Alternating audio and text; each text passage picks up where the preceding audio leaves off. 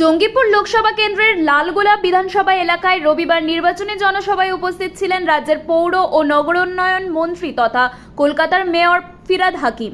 এদিন লালগোলার বিরামপুর অভয়া সুন্দরী বিদ্যামন্দির স্কুল মাঠে জনসভা অনুষ্ঠিত হয়। বিরোধীদের তীব্র ভাষায় আক্রমণ করেন ফিরহাদ। পাশাপাশি জঙ্গিপুর লোকসভা কেন্দ্রে তৃণমূল কংগ্রেস প্রার্থী খলিলুর রহমানকে ভোট দেওয়ার আহ্বান জানান তিনি। মুর্শিদাবাদের 3টি কেন্দ্রে তৃণমূলের জয়ের বিষয়ে আশাবাদী ফিরহাদ।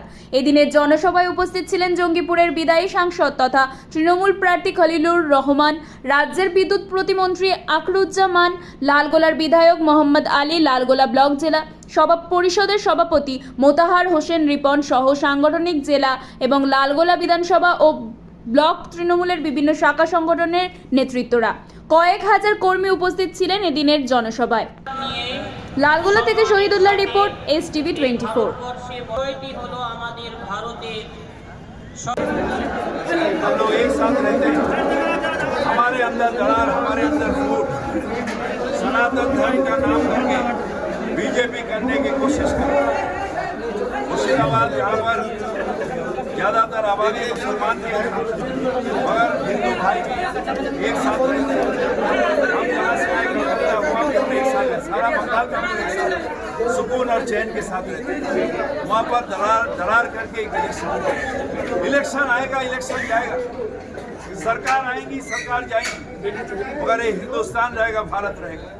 यहाँ पर इंसान के बीच में नफरत तोड़ के ये हिंदुस्तान को फिर से तोड़ने के साजिश है बीजेपी। अच्छा, हम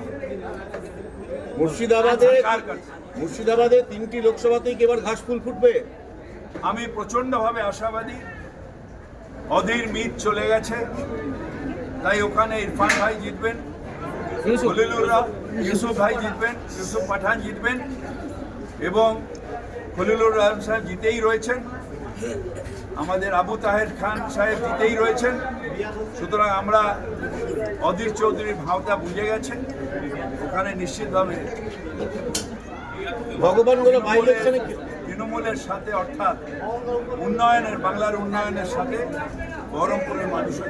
আচ্ছা, আজকে মুর্শিদাবাদের জলঙ্গিতে প্রতিরক্ষা মন্ত্রী রাজনাথ সিং এসেছিলেন। তিনি বলেছেন যে মুখ্যমন্ত্রীকে চ্যালেঞ্জ করে বলছেন বাংলাতে NRC করেই ছাড়বেন সারা দেশে। আমি মুখ্যমন্ত্রী হয়ে ওনাকে চ্যালেঞ্জ ছুটছি, পুরো হাবড়া লোক যে মোদির দয়ায় এখনো আছে, এবার হয়তো সেই সিটটা তার ওই মন্ত্রিত্ব থাকবে না, তাই এখন একটু বেশি বেশি বলছেন রাজনাথ সিং।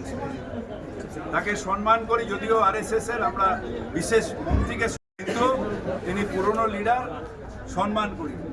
কিন্তু CA করতে আসে, আসলে এটা CA নয়, মথুয়ারাও রিজেক্ট করেছেন, মথুয়া ভাইরা বুঝে গেছে এটা হচ্ছে চালাকি, সাম্প্রদায়িকতার এটা হচ্ছে একটা চাল, যেখানে মুসলমান বাদ দিয়ে বাদবাকি সবাইকে CA তে ঢুকিয়ে একটা ফিলিংস তৈরি করা, সেটা মতুয়া ভাইরা বুঝে গেছে। আমরা সবাই মতুয়া ভাই থেকে নেওয়া করে আমরা সবাই ভারতীয় ছিলাম, ভারতীয় আছি, ভারতীয় থাকবো। আমাদের নতুন করে বিজেপির সার্টিফিকেট দরকার নেই। ভারতবর্ষ এক ছিল, তখন আমাদের যারা এসে গেছেন, যারা এখানে রয়েছেন, যারা বিভিন্ন জায়গায় ভোট দিয়েছেন, ভোটার স্লিপ আছে, আধার কার্ড আছে, তারা সবাই ভারতীয়। নতুন করে জিগির তুলে সাম্প্রদায়িক বিভাজন, এটা আমাদের বাংলা মানছে না, মানবে না। আচ্ছা, ISF তো 3টি কেন্দ্রে প্রার্থী দিয়েছে এবং জঙ্গিপুরেও ISF এর হচ্ছে ভোট কাটুয়া, আগে মিম ছিল, এখন ISF হয়েছে। কোন ক্ষমতা আছে বিজেপির বিরুদ্ধে লড়াই করার? একটা তো সর্বমূল্যে MLA আছে। বিজেপির বিরুদ্ধে লড়াই করার ক্ষমতা আছে? মোদির চোখে চোখ রেখে প্রশ্ন করার ক্ষমতা আছে? না শুধু ভোট কেটে দিয়ে তৃণমূলকে হারিয়ে দিয়ে কাকে যায় না আনতে চাইছেন? বিজেপিকে আনতে চাইছেন? আপনারা বিজেপির দালাল হয়ে পরিণত হচ্ছেন। আজকে লালগোলার এই সভায় মানুষের যা ভিড় হয়েছিল, তাতে কি আশা করছে যে পঞ্চায়েত ভোটে সাময়িক বিপর্যয় হয়েছিল লালগোলাতে?